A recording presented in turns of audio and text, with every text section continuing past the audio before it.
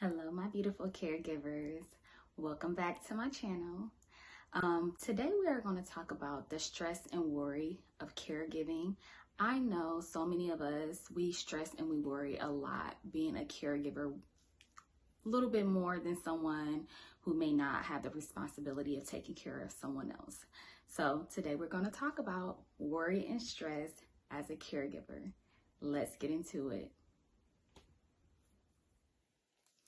Okay, so first let's talk about what caregiver stress is. I researched that caregiver stress is emotional and physical strain of caregiving. Sometimes we have just so much that we have to do far as keeping a household together and keeping our loved one healthy, running errands, making sure our loved one have medications. The list goes on what a caregiver responsibility is. So sometimes some of those things and things I haven't even named can give a caregiver stress emotionally and physically. So who are caregivers? Caregivers are mostly Americans and women. Women are just natural nurturers. So we are just always nurturing and caregiving all the time. I have an aunt who never had kids, but she's always nurturing her nieces and nephews. Anytime I have a get together or I'm setting up a party for our daughter, whatever the case may be, she's always coming through, just helping me out and just making sure I'm good and taken care of in that area because she's a woman and she's just a nurturer. So men are caregivers, but most of the time it's the women. So those who are caregivers mostly are. So who gets caregiver stress? Most of the time women get caregiver stress more than men, just because as women we worry a little bit more than men do when it comes to our responsibilities and things that we have to do. We just worry more than men do sometimes. But I did read that if you are a parent taking care of a child taking care of a parent with Alzheimer's, you experience more depression than someone like a spouse taking care of their spouse. So, but spouses do have health problems. We tend to have health problems as far as like having diabetes and things like that. But whatever the case is, we all are at high risk of getting some kind of health problem. That's why we have to make sure we are taking care of ourselves so we can eliminate those problems in the long run of just experiencing being a diabetic or depression and things like that. We have to make sure we are taking care of ourselves mentally, physically, and emotionally. What are the signs and symptoms of caregiver stress? The signs and symptoms of caregiver stress could be feeling overwhelmed, feeling depressed, feeling alone, feeling like nobody understands where you are at, isolation. You lose interest in things that you maybe once enjoyed. It's so many things that can be signs of caregiver stress. That's why it's so important to see your doctor on a regular. Let your doctor know that you are a caregiver. And if you are experiencing any kind of signs of being depressed, let your doctor know. Let family members know. Let family come in and help you if you are experiencing these signs of depression so you can get the help that you need. How can caregiver stress affect your health? It can cause you to be a diabetic. It can cause obesity. It can cause you to lose weight or gain too much weight. It can cause so many things on affecting your health. So just make sure you are paying attention to those signs of how you are feeling and how you are acting on a day-to-day. If you're not yourself and if you're not really enjoying your day-to-day life, those are signs that you are having caregiver stress, and that can, in the long run, affect your health tremendously. What are some things you can do to relieve caregiver stress? One of the things you can do is learn ways to take care of your loved one. By that you can ask your doctor what hospitals you can visit, so the hospitals can give you more information about your loved one injury or illness. The best thing me and my husband could have did was go down to Atlanta to visit Shepherd Center Hospital, where they specifically focus on spinal cord injury patients, which is what my husband have. And they taught me so much on how to take care of my husband, how to get him in and out of bed, what medications for him to take, the stretches that he can do to help him stretch out his body because he's so limited on how much he can move his body. So find out ways you can get information on your loved one injury or their illness, and ask your doctor about if it's some hospitals in your area that you can visit and take classes to get more knowledge on that.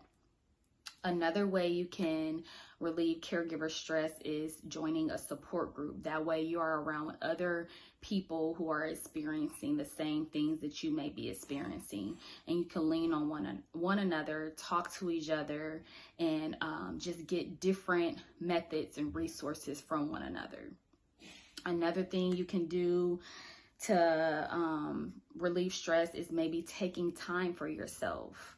I know for me, that helps me a lot when I am taking time for me. And that could be alone time, or that could be me spending time with some family and friends. I have so much that's coming up that I have planned with me and my daughter and with my friends. We have concerts that's lined up, and I'm looking forward to doing it. So make sure that you are planning things, whether that's things by yourself or with your family and friends, so you can get outside of that caregiver world and release some stress. Because if all you're doing is just taking care of your loved one, and that's all you making your life about, you will get burnt out and you will get overwhelmed. So make sure you are finding different things that you can do to relieve that stress of caregiving. Another thing you could do is just make sure you are taking care of yourself, staying healthy. The 3 things that I want you to really focus on when I talk about staying healthy is getting regular exercise on a day, if not every day, at least 3 times a week, doing some kind of exercise, some kind of movement. It don't have to be hardcore working out. You could get outside if it's nice, take a walk, go to the gym, get on a treadmill, but move your body at least 3 times a week if you can't do it 6 or 7 times a day, 6 or 7 times a week. Another thing is just making sure you're eating healthy. I'm not saying you have to eat healthy all the time, because we love our food. I love my food. I love my favorite foods that's maybe not that healthy. So I make sure, like, during the week, I'm making sure during the week I'm eating healthy, I'm eating clean, and then I reward myself on the weekends and eat those, eat foods that I enjoy that's not as healthy, but make sure you are eating clean as much as you possibly can. Another thing is just getting sleep. Make sure you are getting enough sleep. Everybody's body is different. No one is the same. For me, I need 7 or 8 hours of sleep in order for me to function healthy, have a healthy functioning the next day. I have to get like 7 or 8 hours of sleep. Some may need 4, some may need 5, but whatever it is that your body need, make sure however much sleep that your body need, make sure you are getting your rest in so you could be healthy for your loved one. The best gift you can ever give your family member or give your loved ones is a healthy you. So how you can pay for home health care services. Look into if you have Medicare, Medicaid, or any kind of private insurance, you should be able to pay for the home health care services. If your loved one has Medicaid, just look into what home health care services accept Medicaid. If your loved one needs Medicaid, look into your Medicaid programs in your state and see if they can be accepted for that. You can also, I believe it's called healthcare.gov. You can visit that site also to see about getting Medicaid or Medicare or some kind of insurance for your loved one. But there are ways, different ways that you can pay for home health care services for caregivers and nurses or whatever you need to come inside of your home if your loved one is at home to be taken care of and to help you out. I'm so happy that we were able to have a home health care service to come into our home and is taken care of financially. I'm just so happy we was able to do that because that helps me and my husband out tremendously with me working outside of the home. It just helps us out so much, and it fits our lifestyles perfectly. So if you need resources on that or information on that, make sure you get in touch with your state's Medicare programs and then see if your loved one can be accepted or what they are qualified for. Look into that. All right, so that is the end of our video today. Thank you all for joining me today. I hope these topics and these tips has helped you. Please follow us on Instagram on Smiling Tears support group, and we also have a website, smilingtearsfortwayne.com, that you can visit, get a little bit of our story, and you can also purchase the Choosing Me book as well. And we have a luncheon coming up on August 5th. It's going to be in Fort Wayne, Indiana at the Holiday Inn, Purdue. I hope to see you there. Again, it's going to be August 5th. And I want to leave some encouragement for you today. I'm going to try to do that on my videos as well. At the end of my videos, I want to leave you with some kind of encouragement. And my encouragement for you today is to take one day at a time, one step at a time, one thing to do at a time. Just focus on one thing and take it one day at a time. I love y'all, and y'all make sure y'all have a phenomenal day. Love you.